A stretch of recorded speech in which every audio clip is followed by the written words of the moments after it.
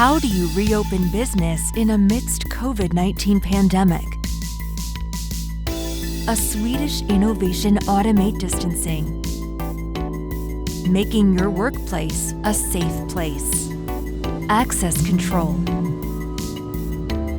Alerts when too close to your coworkers.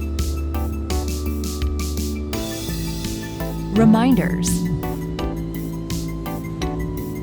Alerts when a space is too crowded. Action messages. A wearable as a service. No mobile phone needed. Factories, warehouses, offices, stores.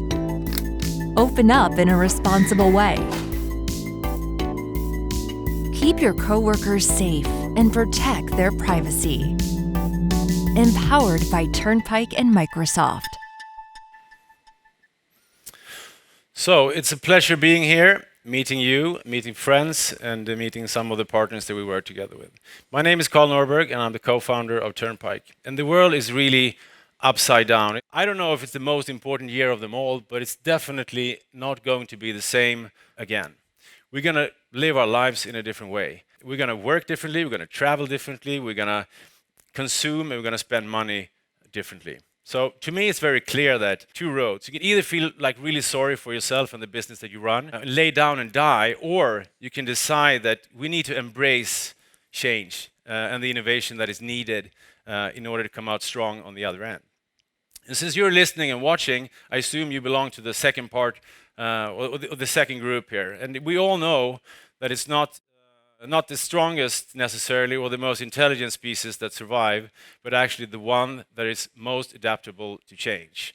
And we're living in a world of change. Turnpike is the name of the company that I run, and we're an enterprise wearable as a service for first-line workers. We're an independent platform powered by Microsoft Azure and Microsoft Teams.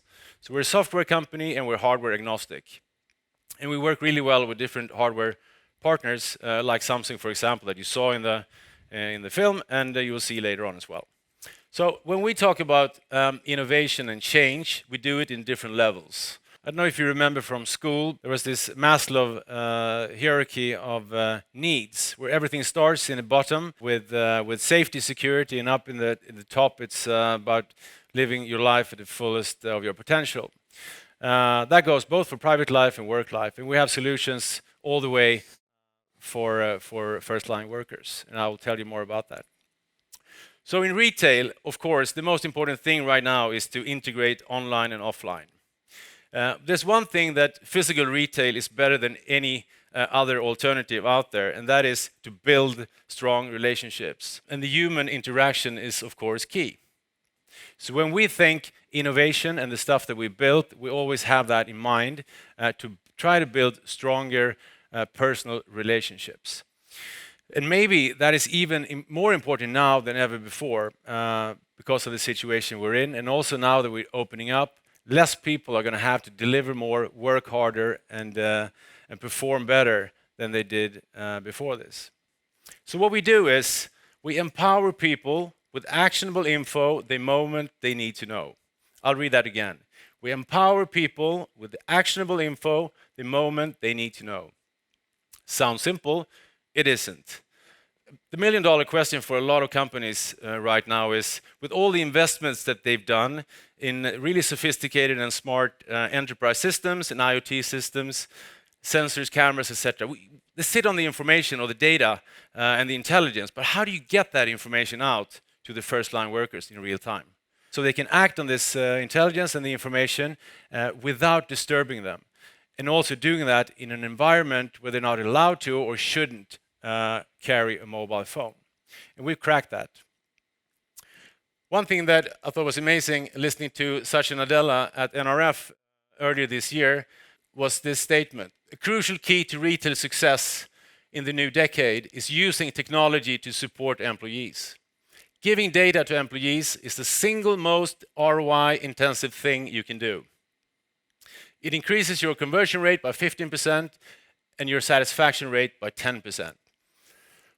We couldn't agree more, and that is the starting point for everything we do. And we really don't try to build tech for the sake of tech, but to empower people and to even create magic, to not only surprise the customers and their colleagues, sometimes even surprise themselves.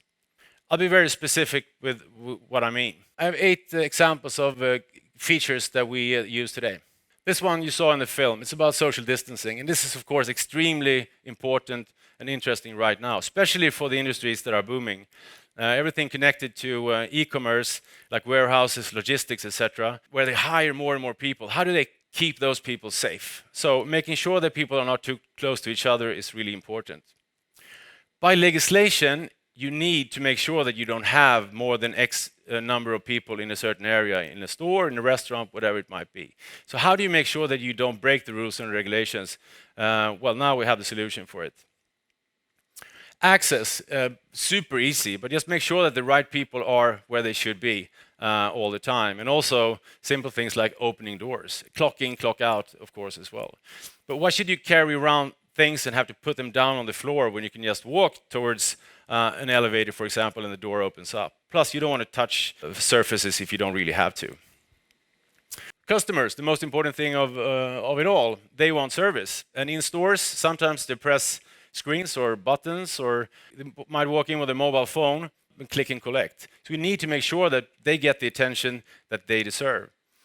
Anyone that works in fashion retail knows the importance of fitting rooms, for example. They say that you're 4 times more likely to buy something if you get attention while you're half naked in a fitting room than if you don't. And still, not that much innovation has gone into the fitting rooms. So we have a solution for that here.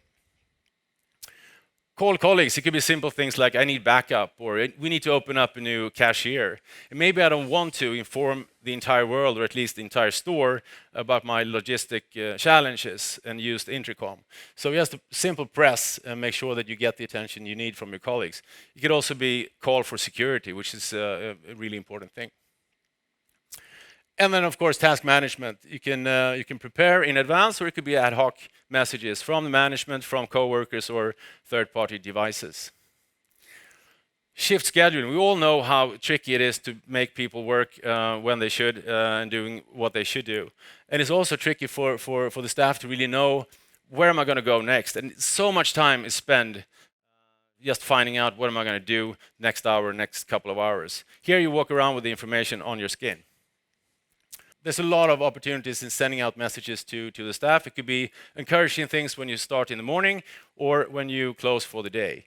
It could be messages coming from the cashier saying, it's only 1 hour left, we're 10% of hitting our goals, let's give it an extra try, walk the extra mile, let's do this. Or Mr. Anderson is coming for his click and collect. Make sure that you pay attention to him when he enters the door now. The list can be just as long as you want, and it's only the imagination that puts the limits. It's about security, it's about effectiveness, it's about efficiency, but it's also about having a more joyful and more fun day at work. If I should mention one company that I'm really impressed by, it is H&M, in many levels. I think it's so cool what they did when they let the person in charge of sustainability take over as a leader of the entire company. What that means really for the 2 most important people, the customer who pays for everything and the employee who does all the work, is that we are future-proof. Not only do we sell highest fashion for lowest price, but we made sure that it is done in a very responsible environmental way. I think that is brilliant. And the innovation, embracement, and the strive for change sprinkles down in the organization. And we've done a bunch of great projects, innovative projects with H&M, both in Sweden, in Germany, and starting now in the US. Now when the world is moving up again, I encourage you to go to Berlin and to meet at their flagship store, where we have all types of sensors, buttons, screens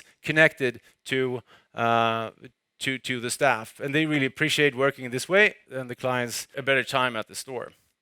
We have one really cool solution there as well, which is a 400-year-old communication device, the hotel bell connected to the wearables. And actually, we didn't come up with this idea, H&M did, or a specific person, Anna Berger, came up with this idea. So this is a bell. Her name was Anna, so of course this product's name is Annabelle. And the first product is now in Berlin, but we'll start shipping it all over the world pretty soon. I think this project and and the stuff that we've done together with H&M and their willingness to innovate pretty much sums up the point that I want to make here today. It is important to embrace change. It is important to embrace innovation. It is important to collaborate.